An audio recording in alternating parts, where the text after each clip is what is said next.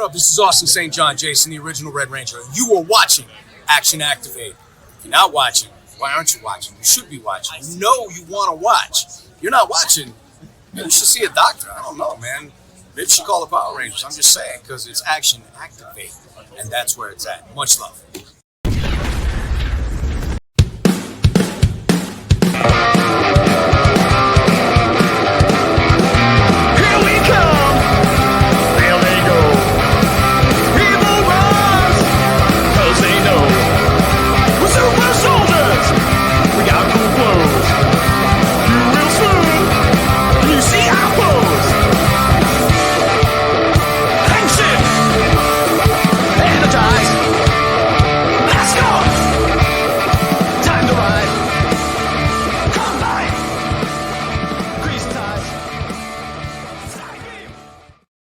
Hey there, what is up? It's me, Gazbot, and I'm here for a show called Action Activate. And if I'm Gazbot and this is Action Activate, that's with golf as always.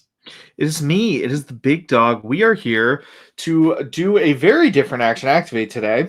Yes. Not only are we reviewing something that is nonfiction, we are reviewing it when it comes out, which very rarely happens. We're already late, I'll tell you that, because I was looking for a trailer for what we're talking about, The Dark Side of Power Rangers, which is the third episode of, I guess, just The Dark Side of. It's an HBO docuseries about different things.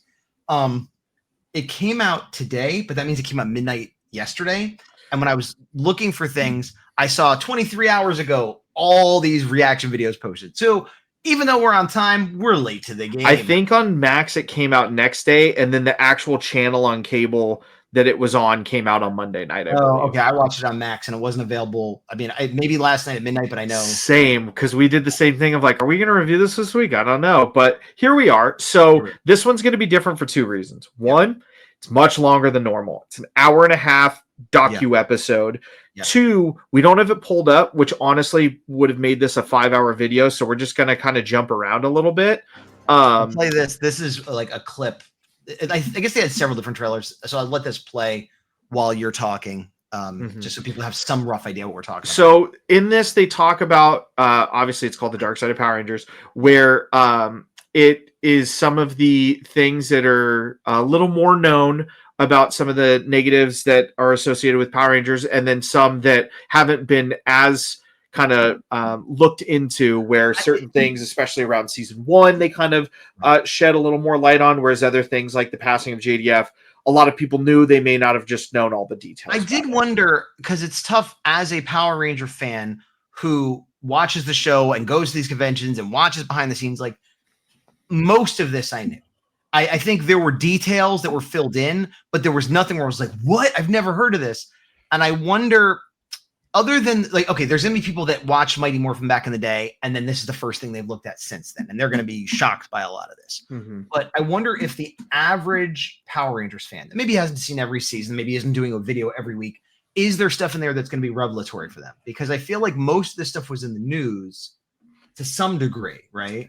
I feel like for this, the most I learned was there were a couple behind the scenes things for MMPR that I learned info on, where during the pilot, apparently one of the putty actors had heat stroke. Yeah. And they had to keep filming while they were waiting for an ambulance, which is kind of bad luck and not very empathetic. Well, that also comes back to being a non-union show. Stuff like that would not happen on a union show. Exactly. So that was one.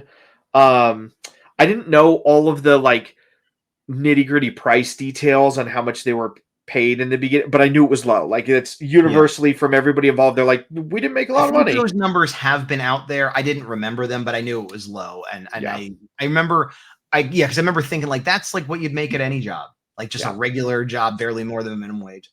I did know Audrey Dubois, if I'm saying her name correctly, the original Yellow Ranger.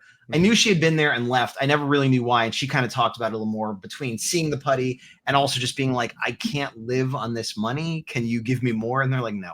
And it's like, okay, well. Yeah, hers, she had said that she lived in Arizona and needed to move to California to shoot. And she's like, I can't afford it on this. They're like, later. Yeah. And I think she had said like a number, something like $1,500, which is not that high. for being a star on a TV show. Like that's a reasonable request, but they're like, no, we didn't, Also, at that point, it was unproven. So, like, they also had less where they're like, I don't know what to tell you. Yeah. So I get it from both sides for her situation. There were other things that were revealed about some of the conditions and the pay and the hours and all that where I don't condone it, especially when they're like, yeah, it made $1.3 billion in toy sales in the 90s. You're like, we wow, were giving them $750 a week or an episode or whatever it was. It's like, I think it was a week, actually, because an episode, well, I don't know how. Anyway, the number was $750, and looking at it more holistically, this documentary is weird. Yes. It's not terrible, but it felt like it was half. Hey, remember the Power Rangers and what a big phenomenon it was? And here's some behind the scenes of how it got made. And did you know Haim Saban also was a composer? That's half the movie. Like the first 20 minutes or so is mostly that. Yeah. And then the other half is here's a bunch of terrible stuff that happened to actors involved in the show. Yep. And it tonally felt very weird, especially because I thought they were going to kind of start with the nice and then go into the dark, but it would go back and forth where they'd be like, so-and-so maybe committed a murder. Hey, remember when they made the appearance for the movie? That was great. It's like, that's a weird shift, like. The other thing that frustrated me, and my wife heard me complain a lot about it, was they would put facts on screen that then someone they're talking to who was involved in the show would say something that negates it, and that actor was true. Like one example was Jason Font. Under his title, it said, Power Ranger Season 7. And I know he's Time Force, but I'm guessing that's not Season 7. Instantly wrong. And then he's like, yeah, when I was on Season 9, Power Rangers Time Force. And you're like... I didn't catch that. I did not catch... Because the big thing is, what was the significance of Forever Red? There was a 10th anniversary? Yeah, 10th. Yep. What was before Wild Force? Time Force. Yeah. Little things like that. Yeah, they put... Serena Vincent was season 17. I'm like, I don't even need to do math to know that's not right. You know what's funny is I did not pick up on that because I'm not good with numbers. And so I saw it just said a number and I'm like, I don't care. I know what season they're from. I don't care what that number says. It was like a blank to me. So little things like that bugged me. And then another thing is they'd have like experts or like people talk about Power Rangers when it's like, Dr. Drew, I don't expect you to know about Power Rangers. I don't know why you're the one explaining to us Power Ranger facts. Was involved in this at all, other than he's a famous doctor. I don't know if he's on every episode, but like he's an addiction specialist, and as it went on, there was talk of addiction, but like he was commenting on like wounds and like all like it's like. I guess, but it's like, here's what you have to do with the sword. I'm like, why are you telling us this? That was also okay. This isn't a factual thing, but something that bothered me. At some point, they were talking about Ricardo Medina, who had a sword and stabbed his person. They said so. Time out. They said this is that was the other thing I was going to bring up. I learned the most about his situation. So they said he stabbed a roommate. That's technically not wrong because the guy lived there, but not how I would describe it. Because when I always heard it was roommate, but no, this was a contentious situation where whether he was squatting. The way I'm going to be charitable and say, depending on which you believe, his story or the other story, these two people were at odds with each other. It wasn't like, oh, my roommate was in a bad mood. Like it was a confrontational thing. I'm not saying he's innocent. He went to jail. He pled guilty to manslaughter. He pled guilty. But I'm just saying I don't really know the whole story, and I'm not pretending to. But what I do not like is at some point, one of the commentators was like, why would you even have a sword in your room? And I'm like, I know lots of people that have swords in their room. It wasn't like, I mean, it's a weapon, but it was like a medieval, like people hang that on their wall. It's not that weird. So here's the whole thing. He's a martial artist. And you just called it out. Somebody, I think it was that same person, said it was a medieval sword. Yeah. Then when it cut to him, he said, oh yeah, that's a sword from Conan the Barbarian. Sure. Not a medieval sword. We already said that. Then they cut back to, well, he was Decker, whose sword was a samurai sword. And then what did he do? I'm like, that's not oh my God. Okay. And here's the thing. You're correct about those factual inconsistencies, but that bothered me less. That's sloppy work, But what bothered me more, because anybody can make those mistakes and they might think they're getting it right or they thought the fact checkers did it. But like it'd be like if I smashed someone over the head with one of my big toys and killed them, and they're like, why would he even have that toy? Like the implication being like, I only had that toy because I was going to kill someone. You know, it's like, and that's weird editorializing of like, he clearly wanted to kill someone with this sword. Only a maniac would have a sword in the room. It's like, lots of people have swords, ceremonial or otherwise, or it's Sting from Lord of the Rings, or it's, you know, they train with swords or whatever. Like, that was not weird. Yeah. He might be a bad person who wanted to kill people. That might be what happened. It might have been an accident. I don't know. He did stab someone. That happened. He went to jail. That's all we know. But that sword being in his room had nothing to do with anything. And they made it seem like, why would you have a sword? It's like, also, the way they characterized the girl that he lived with on that ranch was very misleading in the beginning. Where I think it said ex-girlfriend. I'm like, oh, is this the girl who... And like immediately I was thrown off. I was like, oh, she went on a date with him once, remembered that he liked animals, asked him to work. He didn't work. They had a contentious situation. He killed her brother because she asked her brother to live there. And then you're still classified as ex-girlfriend and the brother's classified as like, it was all weird details that like were misleading a lot. There's definitely, I learned more than I had previously. And granted, I guess I could have done research and look into Complete Blotter and all that. And that's why I say, like, I'm not pretending to know what happened. But it did seem like I learned more, but I'm also like, how accurate was it? Would just seem weird. It just, like they said, the way they describe people. Also, with that point, it said he was arrested initially, and then they let him go to do a further investigation, and then it cuts back to the girl and she's like, I did my own investigation and this door wasn't broken like you said it was. And I'm like, you, whether this was intended or not, you just made all of the local cops look like the most incompetent people on planet Earth. I saw the same thing. I'm like, what? And then I thought that would like come back to that in a minute, like, and then they confirmed this, and then I found this, that, and the other thing, and I hired but it really, the editing did not do it any favors, because you're right. It made it look like the cops didn't realize the door wasn't smashed down. And so they got him back. There was something that was weird. That was very weird. Yeah. What else? Obviously, the last third was almost exclusively about JDF and how certain people tied to it. I actually, I didn't know the full details about Tui Trang's crash. That was pretty gnarly, too. I didn't know that her friend was more or less paralyzed. I didn't know that part of it. I didn't know much about it. I knew it was a car crash. She died. That's really all I knew. Yeah, same. I was surprised. If you notice, the intro I used today was Austin St. John, which we got a while ago. And I had not been using that because he's been a figure of some controversy lately. But I felt like, well, in this documentary, they talk about the controversy. So he seems an appropriate person to, use. And that's another one where, like, I don't know what he did or didn't do, but he pled guilty to doing this. And so, in the eyes of the thing court, that I found weird was they were trying to build like there's this thing that's not new where everybody's like, there's the Power Ranger curse. And Jason Fawn actually talked best about it, where he's like, I loved that. Yes, I did too. He's like, I felt it was a curse that was brought up because it would limit your career opportunities. Yes. And then they tried to spin it of, well, there's a Power Ranger curse where bad things have happened to you. And then there's a Red Ranger curse because here's all these bad things. And then they listed, here's where, again, editing wise, check minus, where they're like voluntary manslaughter, suicide, wire fraud. You're like, not the same thing, not even remotely involved. You could have stuck with what you had and kept it there, and you kind of cheapened the others unintentionally. And especially, you're right, and especially because, like, I don't believe in curses. I don't think it is a curse. I agree with Jason Font where, like, the curse is that it's hard to get work after, which seems to be unfortunately true. Yeah. But even that is just Hollywood. It's not like supernatural bad luck stuff. But if you want to paint a picture where it's supernatural bad luck stuff, someone dying, someone killing themselves, who knows what happened there? Wire fraud is that? I mean, like, fraud is a choice. It's not like a spirit got in him. And, I typed the wrong thing. Like, so, like, the narrative of this supernatural thing is like, okay, whatever. What else?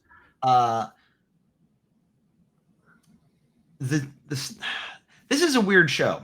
This is. We typically try to be pretty positive, and when various controversies and things have come up, we've either not talked about them or just lightly touched on them. But the whole point of this is, like, this is all public record stuff now. I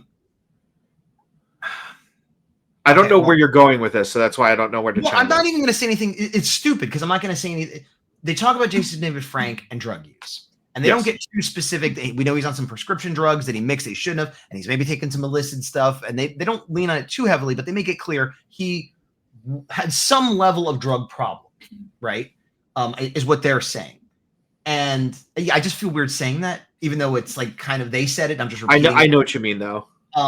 But this is like, assuming there's truth to that, I feel like dumb that like that never even occurred to me. You know what I mean? Even when I had talked about when he had died, I had talked about leading up to that. I'm like, yeah, he sort of seemed to shift. He was like, now he's wearing a suit. Now like his persona was changing and like things, he seemed off to me and stuff like that. And not that I was close with him or anything. These are just my observations. And I have, full disclosure, I have a lot of addiction in my family. So usually but maybe I was blinded by that whole, oh, he's a superhero thing they talk about, because it never in a million years occurred to me. And I'm not talking about prescription drugs that he was using properly. That's fine. Anybody could do that. That's whatever. But it never occurred to me that he was misusing any kind of drugs, like to be, and we don't know what he was doing, but like if he was using them to be up for 12 hours and do all the signings and still be full of energy. Like I really was like, well, he's a healthy guy that does a lot of martial arts and he's happy. And like, that's all there is to it.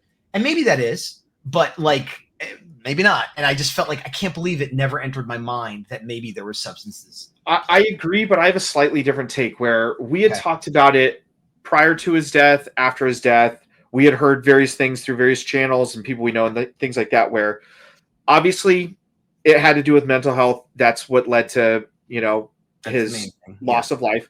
But also we had heard rumblings that maybe he, wasn't drinking and then he started drinking toward the end of his life. And I chalked it up to mostly that. And I feel like, again, a misleading thing in this is Dr. Drew's like, I looked at his toxicology sheet and there were so many drugs in his system. Some of them were caffeine. And in my head, I was like, oh man, I wonder what this is. And there was one, and I don't know if it was an editing thing or if it was actually from his toxicology report, but there was one illicit drug I saw. And then everything else he touched upon was a mix of prescription drugs and alcohol. So to me, kind of like you said, he was on these things. Maybe he at various points was trying to work on his mental health through these drugs in a proper way. And the catalyst was alcohol and other things, making that go bad. And Dr. Drew said, if you put these prescription drugs together, you're almost certainly going to, have bad things happen.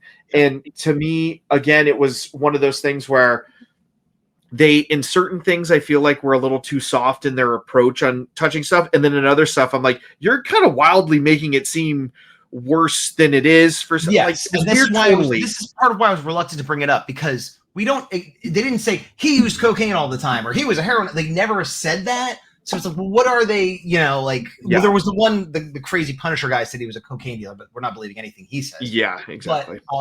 But yeah, Dr. Drew also along that same line said he was making very black and white declarative statements, which I thought was weird. We were talking about like the videos where Jason would talk about like fighting demons, and like he was a very religious guy, a very spiritual guy. So he talked about when he said demons, like he kind of meant it. Like, I'm fighting the devil for God, and I'm of course, I mean, he meant it metaphorically, but he also believed in a lot of that stuff too.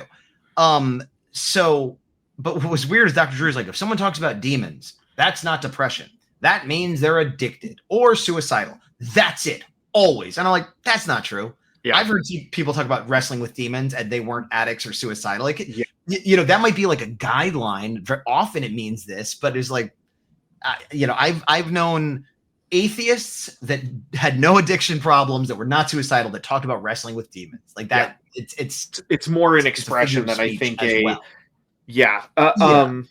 other thing that Dr. Drew could have been right, but the way he said it so black and white, it was like, one thing they touched upon that I had mixed feelings about was the rise in violence with kids watching Power Rangers in the early 90s. That one, I'm like, that seemed like a news report that came out in the 90s. Yes. Similar to the ones that came out about Dungeons and Dragons or heavy metal music or any of that stuff, where it's like people are worried this is going to happen. But I think the real rise was in kids taking up martial arts. Yeah. The thing that bothered me was not a single person that they interviewed, and I'm not putting this on the interviewees, but like they didn't cut to anybody saying at no point in the show did it promote violence. It was always talking about only escalating a battle if needed. Like, that's literally the whole shtick of Power Rangers. You don't go to the Megazord right away. You gotta like build up unless you absolutely have to. And they would never fight people. People would always fight them, and they defend themselves. That was the whole thing. I was one of the kids who saw Power Rangers, wanted to get into martial arts, got into martial arts, and I would along say, with many other people. And go into parent accountability, I would say there is a potential for very young children to watch that show, miss all the good messages, and just see fight, punch, punch, punch, punch, and then be like, I'm going to fight, punch, punch, punch. But that kid is either too small to be watching it or doesn't have parental supervision. Because, you know, if you are old enough to understand the story you're watching at all, you understand that you're supposed to not do that. And I would also argue in this regard, and then we'll move on to a different point, is without knowing any of the actual factual numbers, I can confidently say that more kids injured people watching wrestling than they did Power Rangers. For sure. For sure. Yeah. Because even if the same amount of kids emulated Power Rangers and wrestling, Power Rangers, I'm going to kick you or I'm going to punch you, and that might hurt. I might break a nose. Wrestling, you're going to jump off of a roof or slam someone with a chair. Like, just I'm going to drop you head first into the ground. Although I'm sure people complain about wrestling too. So, you know. But I'm trying to think what else. Obviously, like we said, a lot about JDF, especially toward the end. This is one I'm going to put you on the spot. What were your thoughts on what they touched upon for Legend of the White Dragon?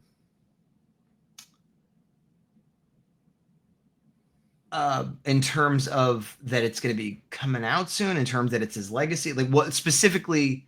I found it interesting. They're like, he started Legend of the White Dragon in 2021. And they talked to the creator, Aaron Shoki, and from what we've heard behind the scenes since before this documentary was put out, the film is 95% done, right, for the last like year and a half.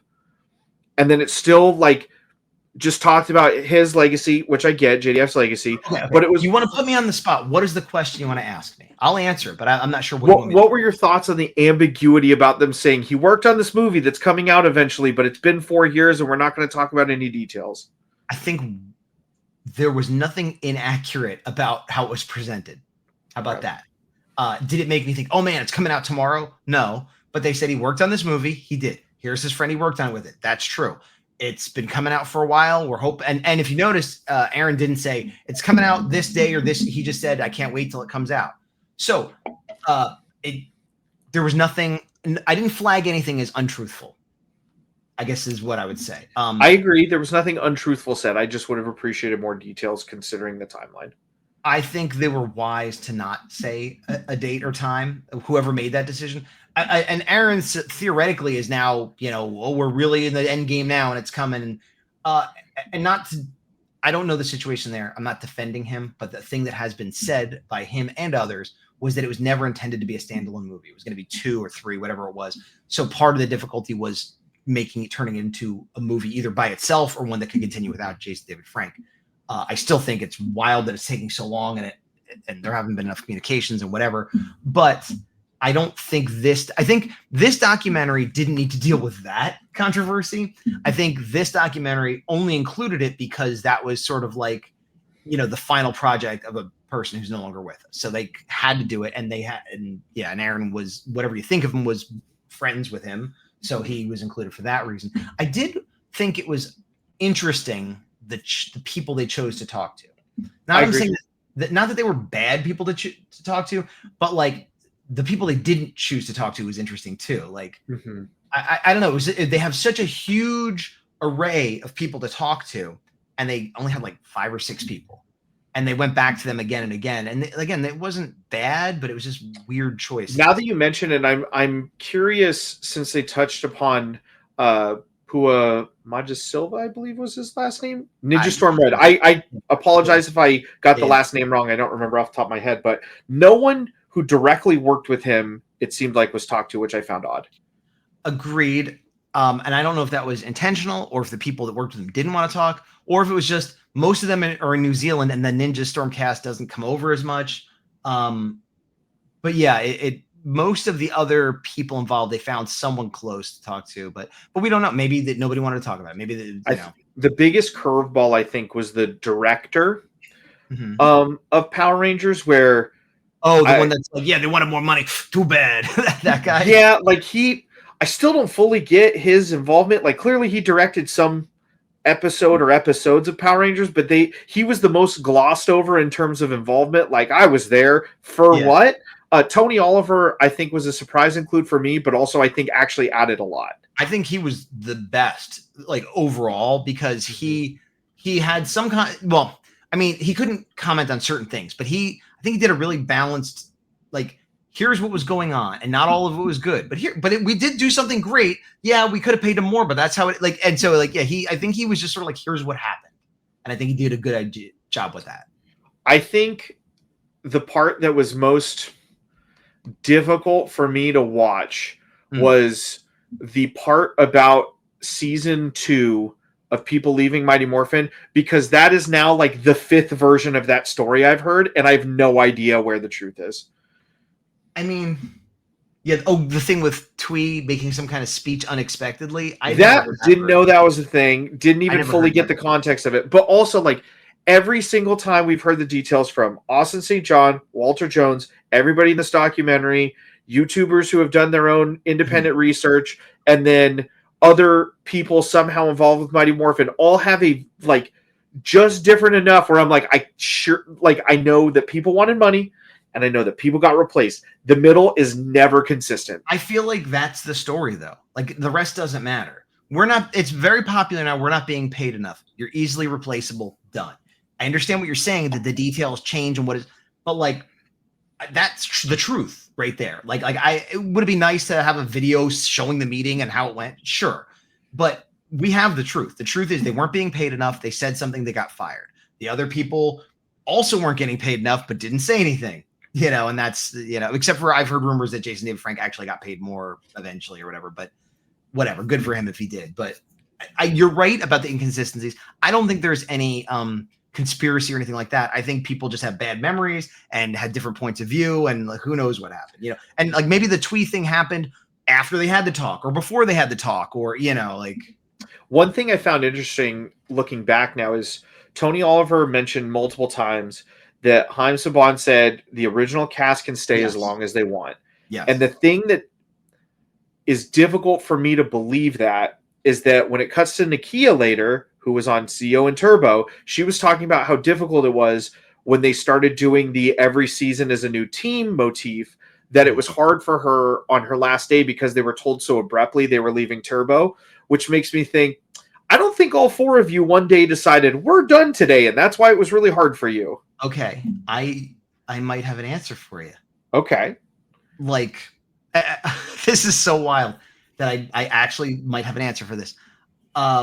Like 6, 8 years ago, like many years ago, I watched a live stream on like Instagram or something with Johnny Young Bosch. And it's weird because I don't normally even jump on those things, but it was at a time where I was going for walks a lot, and it came up, and I'm like, I'm going to watch this while I'm on my walk. And I had said to him, I put a question in and he answered it. I wish I had a video of it, but I don't. So you just got to trust me. And I said something to the effect of, because he left Turbo like halfway through the season. And I said, did you want to leave when you did, or did you know you were going to leave, or like why did you leave when you did, or something like that? I forget. Yeah. And he said, oh no, I didn't want to leave. I wasn't ready to leave at that. None of us were. He said, but one of the actors wanted to leave. And I forget if he said it or did a kind of like wink, wink that Jason David Frank wanted to leave. Like he was got it. And fine. But then the powers that be said, well, if he's leaving, we're going to reboot the rest of the team, take this opportunity and bring in a bunch of new young people. And so he had said Jason wanted to leave, and not Jason, but whoever was in charge said, okay, we're going to reboot the rest of the team then. And so none of them other than Jason was ready to go. And then they were just like, okay, you're gone. So interesting. Not knowing the full context of that story, I could see it potentially being him or Catherine, just because she was on. I guess she wasn't even on Longest versus Johnny. I don't know. Maybe it was just JDF. Who knows? I mean, but if Catherine left and JDF was staying, they weren't kicking JDF off. You know what I mean? Yeah. He's the one that had the ability, based on this new information, to make that decision. So if he's the only one that could stay as long as he wants, and he decided to leave, if Catherine left, she wasn't an original, so she didn't. Yeah, have because that. she replaced Amy Jo. Yeah, you're right. Yeah. You're right. So that does make sense. It's possible I'm wrong, but I'm just taking the facts from two different sources and putting That is interesting. I didn't think about that. And yeah, I think also at that time, because of what we know about the ratings, I think they were like, we got to mix something up or it's dead anyway. And then they went into space thinking it was going to die, and then it didn't. So like that makes a lot of sense of them kind of throwing stuff at the wall with what they're given. So we slightly got off track, but that was cool. Ninja Steel point for you. So we touched upon most of the things. You know what they didn't talk about? Well, this is weird because again, we typically don't talk about controversy, and maybe because there was no laws broken that I know of. But should I bring it up? Now you should.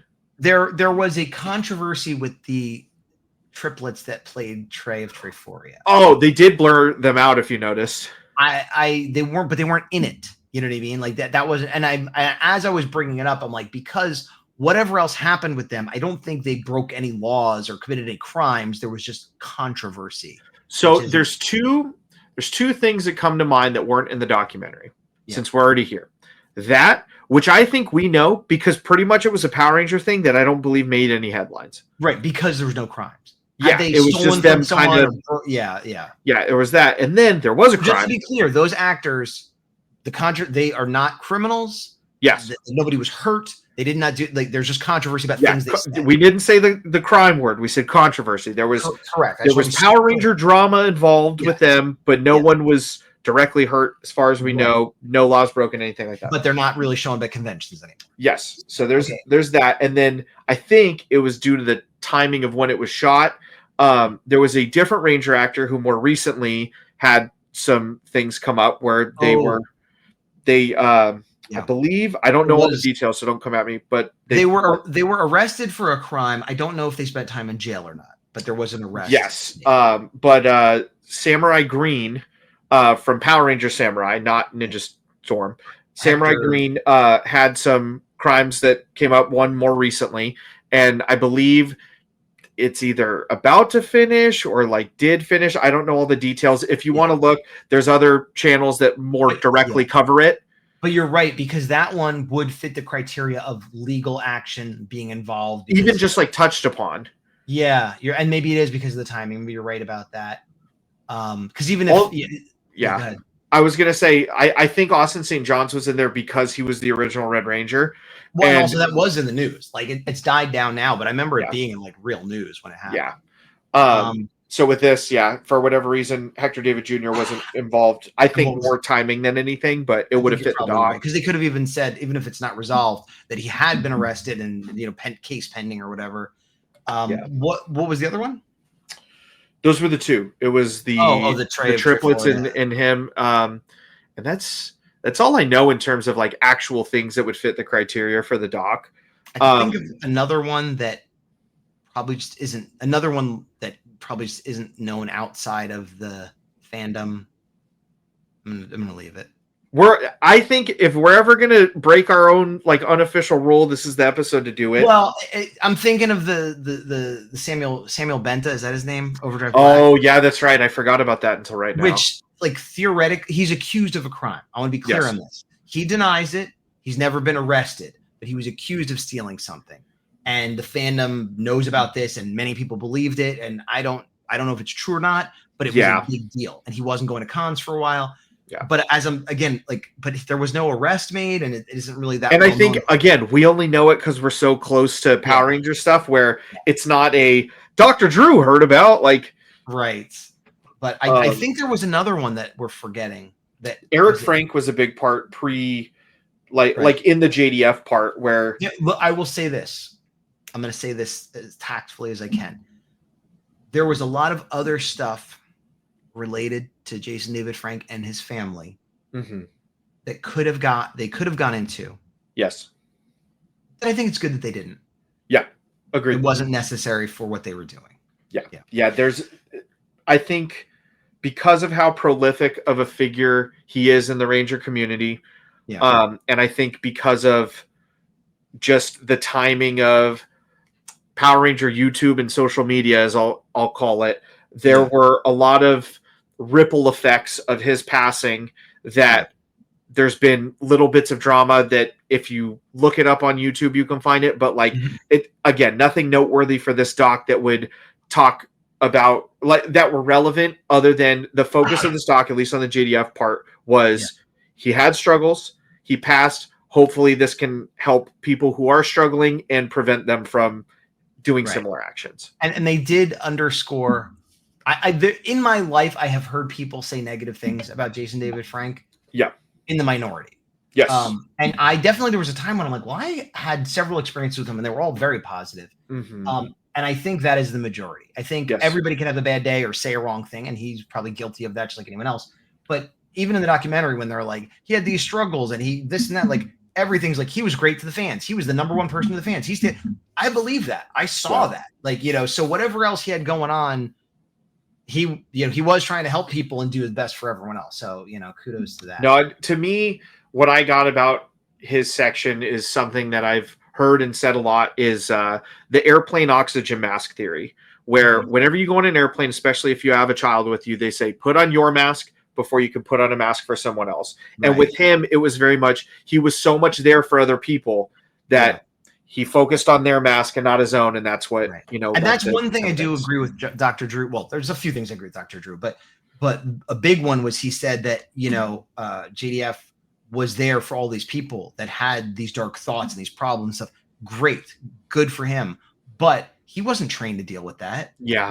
Like that's got to weigh on you. You know what I mean? Like, even if you don't have issues of your own, that's just like heavy stuff. Most people don't have to deal with that unless they're trained for it. So that is a good point, and not that I'm pointing blame at anyone that's ever said they felt sad to him or anything like that, but it's just an unfortunate situation to be in. I want to bring something up since we've talked about that negative that is completely dumb and will lighten the mood a little bit, but really ground my gears in this documentary. Yeah.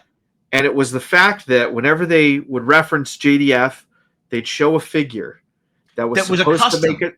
It was, I wouldn't even call it a custom. I'd call it an atrocity, because even if you kit bash a G.I. Joe figure, a generic shirted figure, and put a head from the Lightning Collection on it, it would look better than whatever they tried to do. Why they didn't use a head from the Lightning Collection. I'm trying to think. They showed a lot of merchandise, but was it all Bandai merchandise? Maybe most of it was. Because maybe they didn't have the rights to show but how could you not have the rights? I mean, it's fair. I mean, that was Hasbro stuff. Those were Hasbro parts, I believe. They could deny it was Hasbro, but it looked very Hasbro to me. It's definitely not a figure you could just buy at the store. But yeah, that annoyed me too. Yeah, of all the things you could have done, like that one, I was like, I don't get what you're doing, but okay. I mean, it has to be a rights thing, but if you're doing review and critique, showing a figure of the person you're talking, that's. And also, it kind of really we knew, but it didn't look like him. I think it didn't. But to be fair, Jason Font had figures of West that didn't look like him either. You know what I mean? And but those were actual toys. Yes, they were. But I'm saying we know that those were authentic and they're supposed to be him. They don't look like him. The other figure we know is not authentic and doesn't look like. But you know what they should have done instead? Just use an old flip head. Yeah, use the flip head or use the Lightning Collection head. Yeah, it's weird that they did that. Yeah, they chose the weirdest route that I would have gone. No, don't do that. Yeah, it was also weird when they were talking about people coming in and replacing actors that had left. They had was it Nakia? I think they had Nakia talking about I didn't even know I was replacing someone, and I've heard a few actors say this in real life too. So this is not me criticizing her, but we know that Twee was replaced by Karen Ashley. Karen Ashley, thank you. I wanted to call her Ashley. Karen Ashley. So she was the one that came in as the unexpected replacement. Mm-hmm. When Nakia came in, Karen Ashley was leaving. It was like a normal thing. It wasn't whoa, I got fired out of nowhere, So I don't know about that. Is there more to that? I thought Karen Ashley decided to leave. If she did, they didn't. I don't know if they gave her the official send-off, because I remember, and I'm remembering this loosely, so somebody can correct me in the comments if I'm wrong, but it was during them as kids trying to find the Zeo crystals, and then Nakia coming in as the new Zeo Ranger. I don't know necessarily if they used Karen Ashley in that, or if it was just the child actress for Aisha, think who was like, all right, see you later. I think it was a child actress handoff. I think that you're right about that. I remember Karen Ashley saying either that she decided to leave or that they said it was the end of the season, they were going to let her go. But in some way, shape, or form, it wasn't this wild, unexpected halfway through the season thing, or because like it was a normal change. And I thought it was amicable. If I'm wrong, tell me in the comments. But if it wasn't, then what Nakia said is 100% makes sense. But I thought it was a thing where like people were, getting fired and replacements were coming in. And then it cuts to Nakia like, I didn't even know I was replacing anyone. And I thought that was just weird editing to make it seem like she was replacing Twee. Because he even said like the new Yellow Ranger, and it cuts to her and like Zeo or something. So I was like, are they trying to make us think she replaced Twee? The other thing that like, again, I don't fault Jason Font for saying this, but he was, when they were talking about Ricardo Medina and going to that, he's like, yeah, he's the one who replaced me. I'm like, at that point, it's less like you're not saying it incorrectly, but you're making it seem like I left the show and he came on the show. It's like, no, it was a new season. Everybody was new. Like it wasn't like the old stuff kind of muddies that, because there was like some people stayed and other people left, and it was a money thing in this. Whereas after season 6, it was like new team. Maybe somebody came back because it's JDF, new team. Similar, I was wondering about the timing because Jason Font was saying when it went to then it went Union, when it went to Disney, and it was like right before it went to Disney. Now he was on Time Force, which was fully Saban. Yes, right. Wild Force was the season when they sold it, and Saban maybe was still consulting, but it was Disney and it was in America. It was like the handover season, and that's when Forever Red happened. And Jason Font was on an episode of that. So Jason Font was on an episode of the Disney Power Rangers, which I guess at that time was Union. But was Time Force Union? Because that's what he made it sound like. Okay, so that was weird. So he had one Union episode. It was just a little confusing the way he said that. Yeah, to my understanding, he was saying season 10, Wild Force, is when Disney took it over, which was right when it became Union, and he was the end of the We Weren't Union. Oh, so he was the sort horror of like, stories are valid. I just missed it, kind of. Okay, that makes more sense. But it was, I don't know, some of the way he phrased it, I was like unclear. Yeah, no, I think, again, the choices they picked weren't bad and weren't wrong, but was interesting. They did touch on most eras, nobody from the Disney era. Other than if you count Jason Font being there for an episode or two. But yeah, like it was interesting to see. Obviously, every Ranger actor they had was tied to JDF in some way. Where they worked directly with him on Ranger projects, which was good. The non Power Ranger specific people, I don't necessarily know how they got picked, other than Dr. Drew, but like. Have an authority figure there. Like the influencer who's there, I don't know who she is. I don't knock her in any way other than like who is she like a YouTuber? I couldn't tell you. That was the thing where I'm like, I don't understand the context. I wanted to see them say like they're like, well, they were saying the wrong seasons and stuff, but like it is weird that they numbered the seasons. Because I didn't notice they were wrong, but I did like, why didn't they say Time Force? Like, but whatever.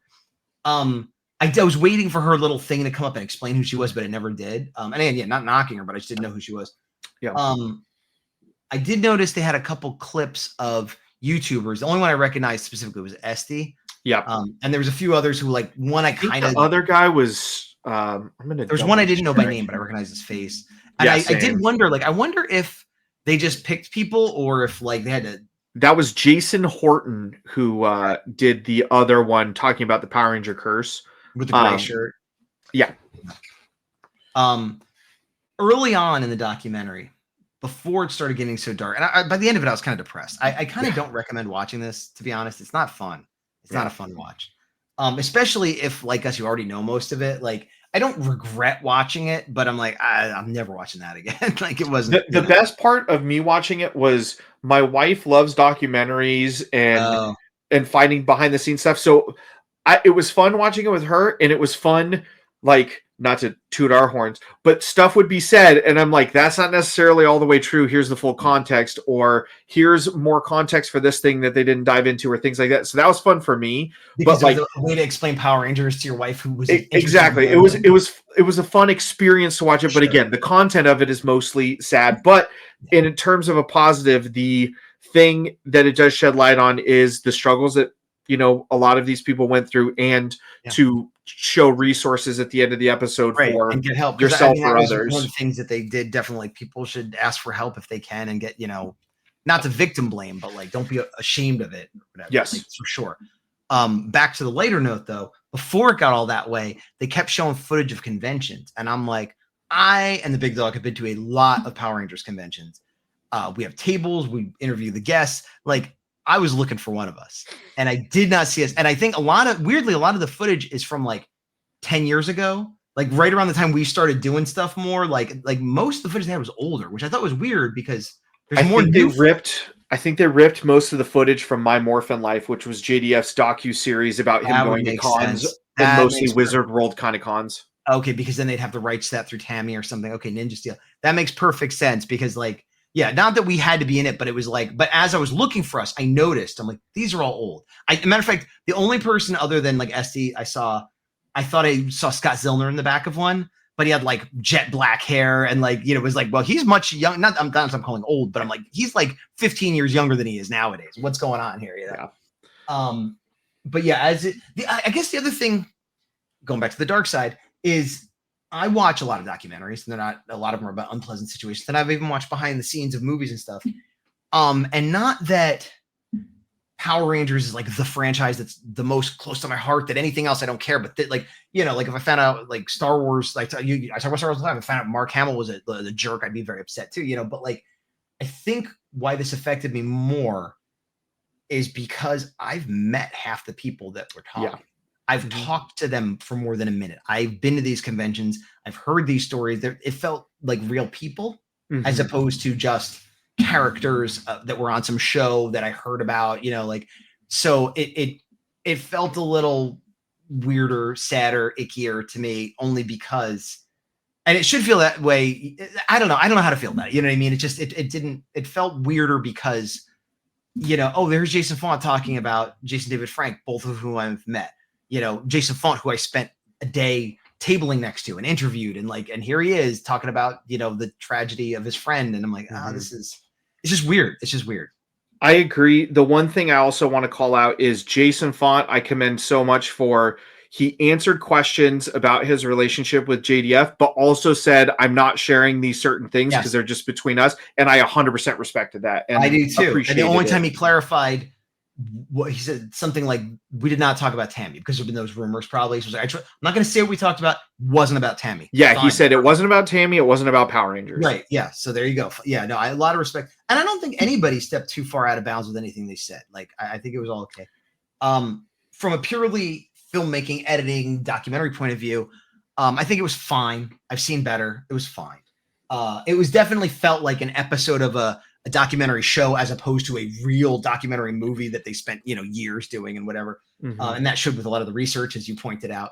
One of the things I was thinking is, and I don't mean this to sound mean, but several of the actors, they had Audrey Dubois showing off some of her martial arts in her backyard. And they even had shots of Jason David Frank doing martial arts and stuff. Nothing against that. But there was a lot of B-roll of some of these interviewees or people they were talking about that would rather they cut that out and get another guest or two, another, interviewee or two, rather than just like, oh, and look, here they are at their house. Like, no offense to them. I want to hear what they have to say. Let's also hear what someone else has. So I'd rather have spent the time with other points of view. I agree. I think, again, we're a little too close to it, which is why we have the kind of critiques we do. But I would have appreciated a couple different people in there to give some alternate perspectives. And I agree where, like, I understand on the one point of them touching on like MMPR and the history of how Power Rangers was and this and that, but it is like a weird shift of like, here's us pretty much explicitly telling you that Haim Saban is greedy and a lot of people don't like him for various reasons. Right. And here are people who were in Power Rangers that had mental health struggles that ended in a loss of life. Like, it's a weird thing to do in an hour. And in the middle of that, here's a bunch of kids going, hooray, we love Power Rangers. And they had to shut down the highway. It was so popular. It's like, it's a weird. And we were paid $100. Like, again, weird stuff to go from A to B where the path didn't totally make sense to me. But I on the one hand, I get it. On the other hand, there's other ways you could have. I would have rather you had a documentary about behind the scenes Power Rangers and the dark side of Power Rangers. Like make it 2 different movies. I would have rather had that. Yeah.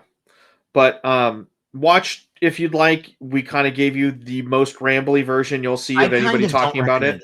I kind of don't recommend it, to be honest. Like I'm not saying don't watch it or anything, but like I don't know. It didn't make me feel good at all. Yeah, I would say honestly, like to the point of the creators, like Este, shout out to him. He has a lot of videos that touch upon a lot of these that I would recommend people watch instead of the hour and a half of this, where if you really want to know certain pieces about this, look on YouTube to see the creators who put out their own content. It'll be a little more palatable because it won't be as dramatically dark at points. And also you could see the difference between somebody who was given a topic for a docu-series on multiple things and somebody who likes Power Rangers and did the extra mile on certain aspects of the research. Yeah, I agree with that completely. But again, here we are, as unfiltered as you're going to get us on this episode. And again, a weird one, but hope you enjoyed it. If you have anything to say, good, bad, or in between, please tell us down below. We like to interact and continue the conversation that way, so it's not just 2 of us rambling for almost an hour. But we will just be the 2 of us rambling if we have to. That's fine. Yeah. Also, shameless plug. If you do want to see us talk to any of the Rangers in the history of Power Rangers, I know Tony Oliver, you interviewed Jason Font, we interviewed Nakia. Like we have a lot of conversations with Ranger actors, and which goes back to I'm not just trying to be like, oh, we're so important, but like one or both of us have talked to most of the people I've talked to Audrey Dubois. I don't have an interview with her, but I talked, it's not like they're my friends, but it's like they're like people I went to school with or people I worked with, or like I definitely know them. We've definitely had conversations, but yeah. There are interviews. I think Tony Oliver is one of the newest ones of the bunch, but we got a whole list of. If you really want to go back in time at a very different point in Power Rangers fandom, I interviewed Austin St. John years and years and years ago before anything that was committed to wire fraud could have even happened. It's true. And he compares himself to Arnold Schwarzenegger. Go check it out. Until then. We're the guys. We're doing the things, and to the power. I've been Gazbot. I've been Big Dog. Boom. Here's an explosion. And then end credit. Yep. Yeah. So for those who have never been here, this is where we ramble and sometimes plan what we're doing next week. What are we doing next week? Well, we have actually next week will probably be Millennial versus Gen X that we have. And somewhere along the lines, I have another interview that I haven't posted from Power Morphicon that I just lost and found with Pete Skinner from Jungle Fury. And then we got to decide if we're gonna review a Sentai or a Power Ranger series or something indie toku. I don't know. So what are we doing next week? I don't know. We have an episode of Gen X versus Millennial in the can. An interview in the can, or we might do something else. Tell us what you want to see. I feel like Gen X versus Millennial we're enjoying, and it's not that popular. Yeah. It's not good to lose your Ranger bad, but it's not that popular. But subscribe and follow us either way. Yeah. Okay. Bye, everybody. Bye, everybody. See you.